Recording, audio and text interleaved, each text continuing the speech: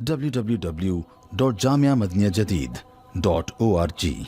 WhatsApp group number +92 333 424 9302. الحمدللہ رب العالمین والصلاة والسلام علی خیر خلقہ سیدنا و مولانا محمد وآلہ واصحابہ اجمعین. اما بعد، رسول اللہ صلی اللہ علیہ وسلم کی جب وفات ہوئی تو آپ کی وفات کے بعد اہم اجلاس ہوا صحابہ کا، تاکہ آپ کے بعد جو خلافت ہے اس کا معاملہ طے ہو جائے اور بیعت کا انعقاد ہو جائے. اگرچہ اس طرح کے بہت سارے اشارے حضرت محمد رسول اللہ صلی اللہ علیہ وسلم نے دے رکھے تھے اور دیے تھے کہ جس سے یہ ذہنوں میں بات تھی کہ حضرت ابوبکر رضی اللہ تعالی عنہ اس کے اہل ہیں، وہی اہل ہیں آپ کے بعد. لیکن اس سے ایک سلسلہ یوں بھی چل سکتا تھا مستقبل میں کہ نامزدگیوں کا طریقہ ہو جائے کہ بس نامزد کر دیا. اللہ کا رسول نامزد کرے وہ تو ایسے ہی ہے جیسے سب کی خلافت ہو گئی، اس سے ہی بڑی چیز. لیکن آپ نے اس لیے نامزدگی نہیں کی تاکہ یہ رواج نہ بن جائے اور آنے والوں کو یہ سند نہ مہیا ہو جائے اور ہر ایک نامزد کر دے کہ جی میرے بعد فلاں اور میرے بعد فلاں، چاہے اور لوگوں کو پسند ہو یا نہ پسند ہو. کیونکہ حکومت اور یہ اجتماعی چیز ہے، حکومت کا معاملہ اجتماعی معاملہ ہے. گھر میں تو آدمی کوئی کہہ سکتا ہے کہ بھئی میرے جو کام ہیں یہ میرے بعد یہ فلاں میرا بیٹا یا یہ اس کام کو انجام دے دے گا، وہ گھریلو مسئلہ ہے. اس میں بھی مسائل پیدا ہو جاتے ہیں، پیچیدگیاں بعض دفعہ. لیکن اس میں اس لیے رسول اللہ صلی اللہ علیہ وسلم نے اعلانیہ اور حتمی ایسی چیز کی ہو کہ بس میرے بعد ابو بکر ہی خلیفہ ہوں گے، تو ایسا نہیں کیا. کیونکہ ایسا کر دیتے تو پھر یہ اجلاسوں کی بھی ضرورت نہ ہوتی، مشاورت کی بھی ضرورت نہ ہوتی، بات طے تھی. لیکن اس میں پھر یہ چیز نکل آتی مستقبل میں، اور اطمینان تھا آپ کو کہ ہوگا اسی طرح ہی.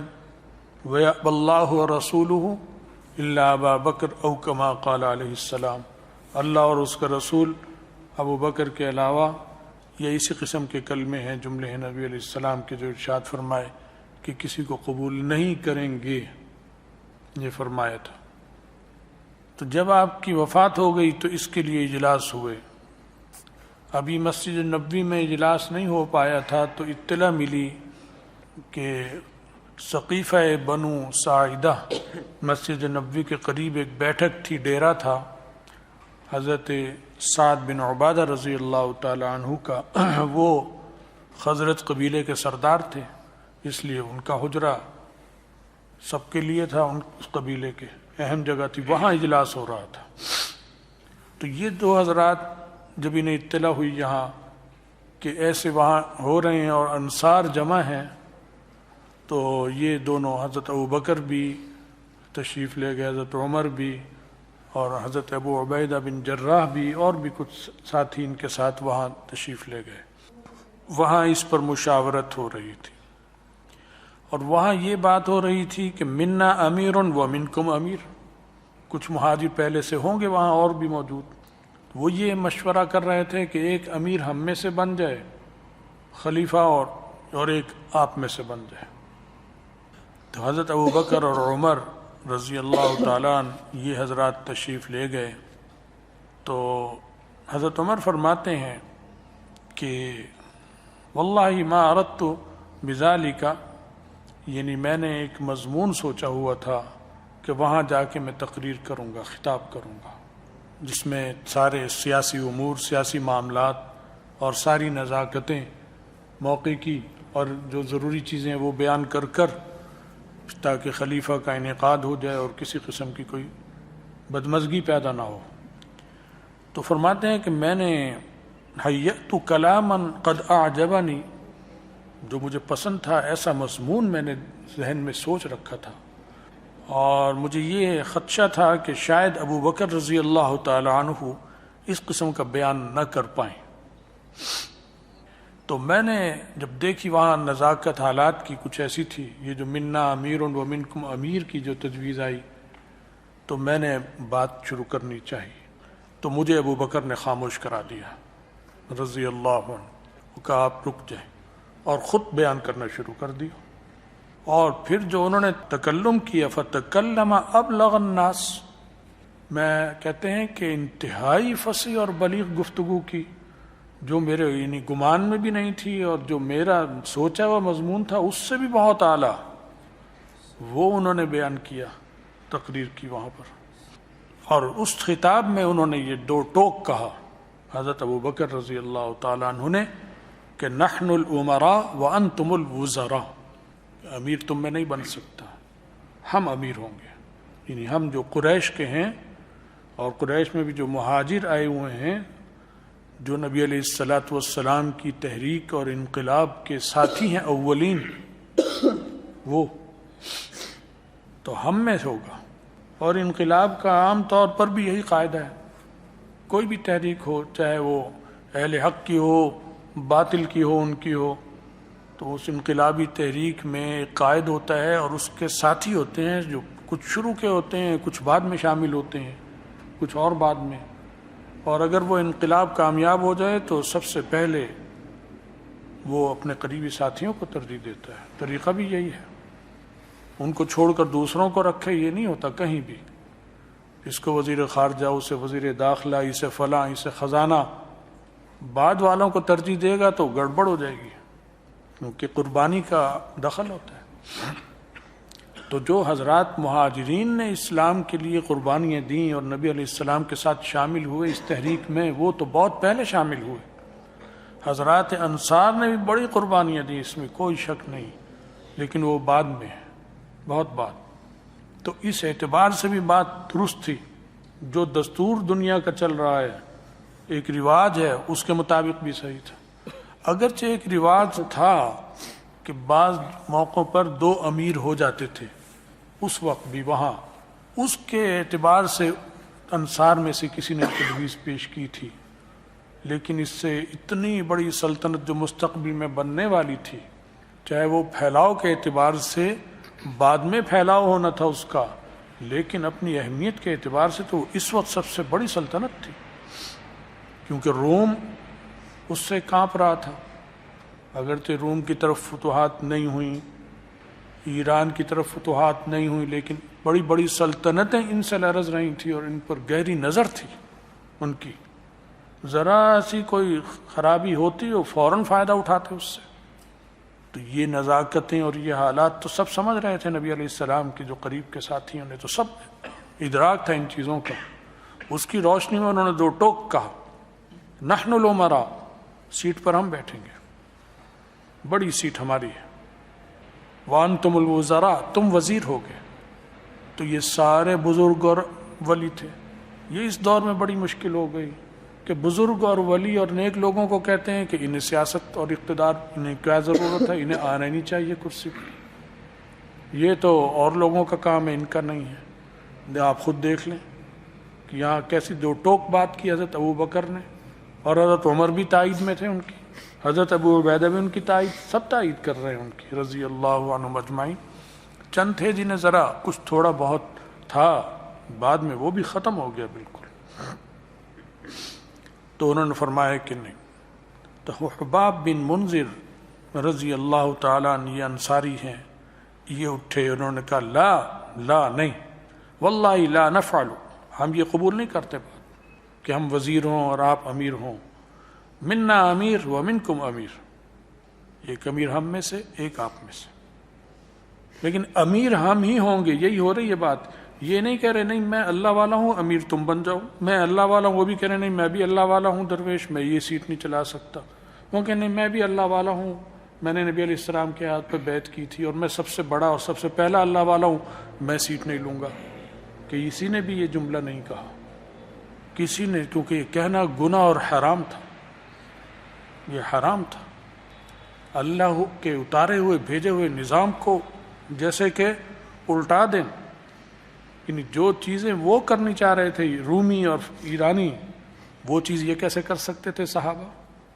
اگر یہ کہتے نہیں میں تو بزرگ ہوں، حجرے میں رہوں گا بس، یا پڑھوں پڑھاؤں گا بس، یا تبلیغ کروں گا، یا یہ کروں گا، باقی یہ سیٹ اور کرسی یہ میں نہیں کرتا.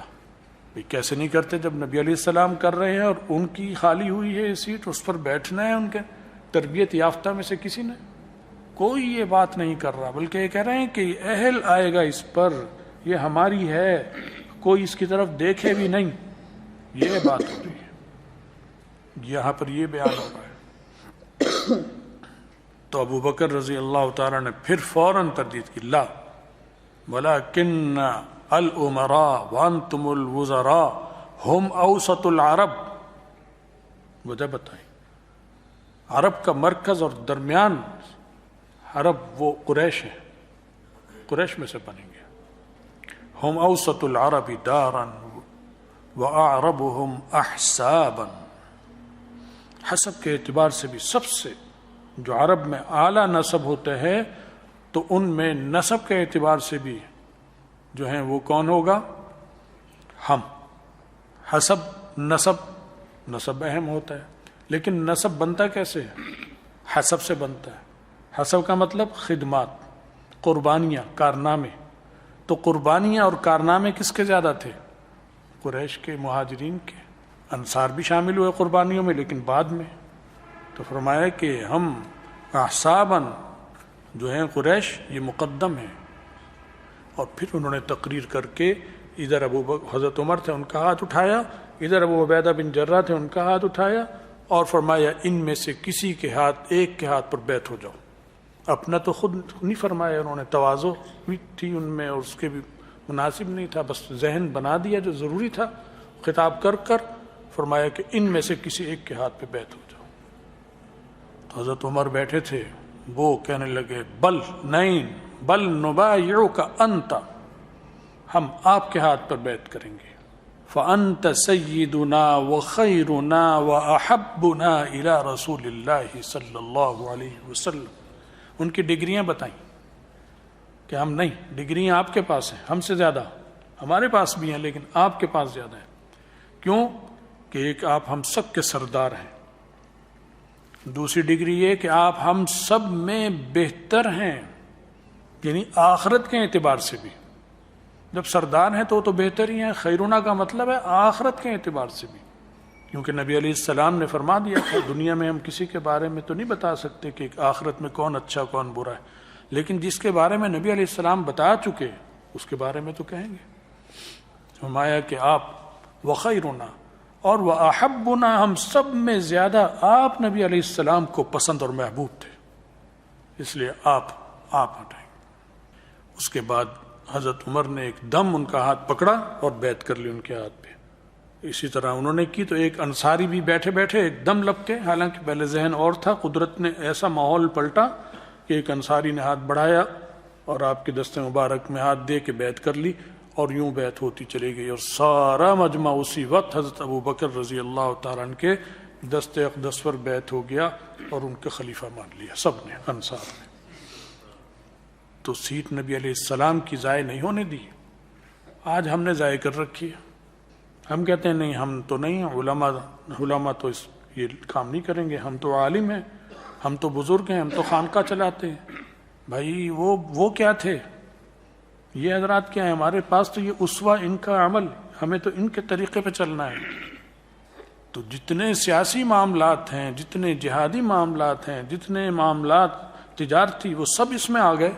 وہ کہہ رہے ہیں ہم کریں گے، ان کو ڈیل ہم نے کرنا ہے، سیاست کو ڈیل ہم کریں گے، تجارت کو ہم کریں گے، جہاد کو ہم کریں گے، خارجہ امور داخلہ امور ہم کریں گے، خزانے کے معاملات ہم کریں گے.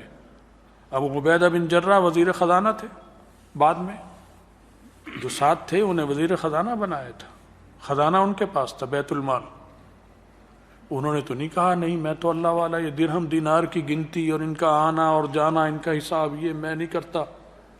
کیا سب انہوں نے لیا پوری طرح.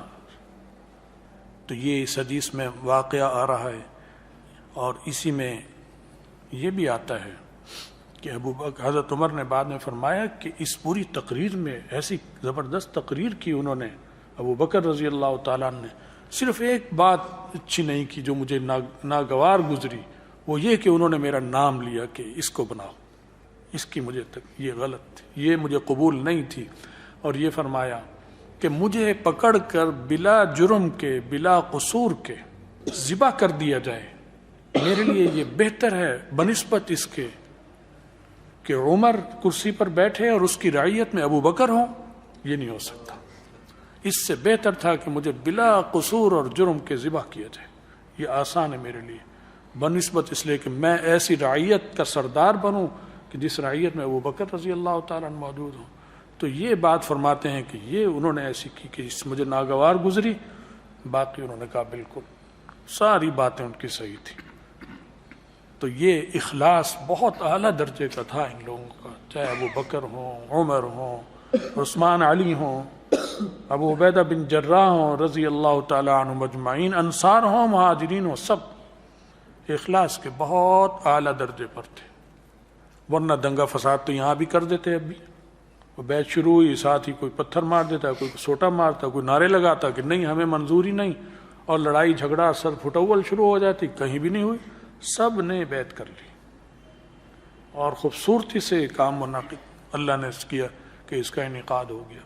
یہ سارا معاملہ اہم ترین سیاسی معاملہ جو نبی علیہ السلام کی وفات کے بعد تھا حل ہونا، اللہ نے بڑی خوش اسلوبی سے پورا کرایا، اور بالاتفاق حضرت ابوبکر رضی اللہ تعالیٰ عنہ خلیفۃ بلا فصل انعقاد ہو گیا ان کی خلافت کا۔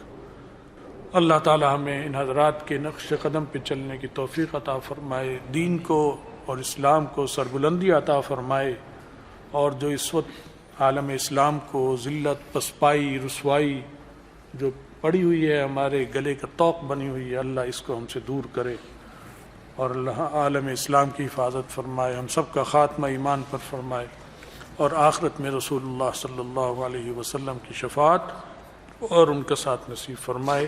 وآخر دعوانا الحمد للہ رب العالمین۔